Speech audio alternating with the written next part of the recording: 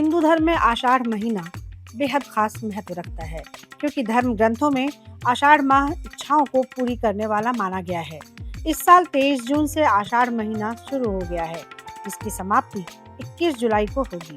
कहते हैं इस महीने में किए गए पूजा पाठ का फल तुरंत मिल जाता है, लेकिन साथ ही इस महीने के कुछ नियम भी हैं, जिसकी अनदेखी करने से खुशहाली कोसों दूर भाग जाती है। जीवन में दरिद्रता का मुंह देखना पड़ता है। क्या है वो नियम जिनका जुलाई के महीने में पालन करना जरूरी होता है, और क्यों बने हैं ऐसे नियम? ये सारी बातें हम इस वीडियो में बताएंगे। सबसे पहले इन नियमों के पीछे की वजह जान लेते हैं। दरअसल आषाढ़ मास में देवशयनी एकादशी आती है। इस दिन जगत के पालनहार 4 महीने के लिए शयन पर चले जाते हैं, जिससे इस दिन से चतुर्मास शुरू हो जाता है। मान्यता है कि इस दौरान भूलकर भी मांगलिक कार्य जैसे विवाह, मुंडन, गृह प्रवेश और जनेऊ संस्कार नहीं करना चाहिए। अगर आप गलती से भी इस दौरान ये शुभ कार्य करते हैं तो इससे आपका जीवन मुश्किलों से घिर जाएगा और सभी शुभ काम विफल हो जाएंगे।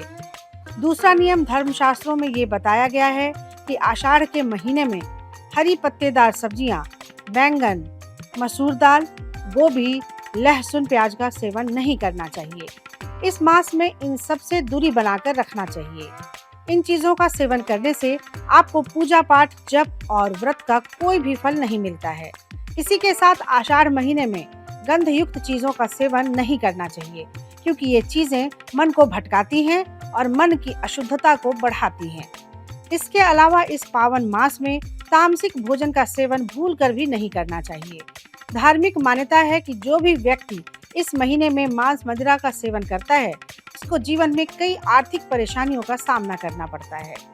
क्योंकि इस महीने में भगवान विष्णु योग निद्रा पर चले जाते हैं, तो ऐसे में इस दौरान दानवीय शक्तियों का जोर ज्यादा रहता है, जो हमारे विचारों पर गहरा असर डालते हैं। इसलिए आपको इस माह में अपनी वाणी पर संयम रखना चाहिए, ज्यादा समय पूजा पाठ में लगाना चाहिए।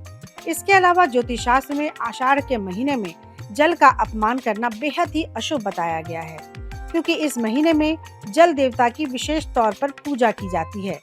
ऐसे में आप गलती से भी इस महीने में पानी की बर्बादी न करें। हो सके तो इस महीने में ज्यादा से ज्यादा पानी का दान करें।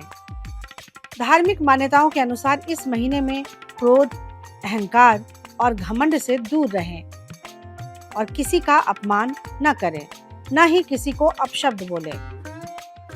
आषाढ़ माह की पूर्णिमा पर गुरु पूर्णिमा का पर्व मनाया जाता है, इसीलिए आषाढ़ महीने में फलदायी उपासना अपने गुरु की होती है। इसके अलावा देवी माँ की उपासना भी की जाती है। विष्णु जी की उपासना से भी संतान प्राप्ति का वरदान मिलता है। इस महीने में जल देवता की उपासना से धन की प्राप्ति होती है। इस महीने में मंगल और सूर्य की उपासना जरूर करें, ताकि एनर्जी बनी रहे। ये महीना तीर्थ यात्रा के लिए सबसे शुभ माना जाता है, इसलिए इस महीने में दान और ध्यान दोनों का महत्व होता है। नमक, तांबा, कांसा, मिट्टी का पात्र, गेहूं, गुड़, चावल, तिल का दान करना शुभ माना जाता है। तो कैसी लगी आपको हमारी ये जानकारी? हमें कमेंट बॉक्स में जरूर बताएं। बाकी धर्म कर्म से जुड़ी तमाम जानकारियों के लिए सब्सक्राइब कीजिए हमारा डिजिटल चैनल और देखते रहिए न्यूज़ नेशन स्तुति।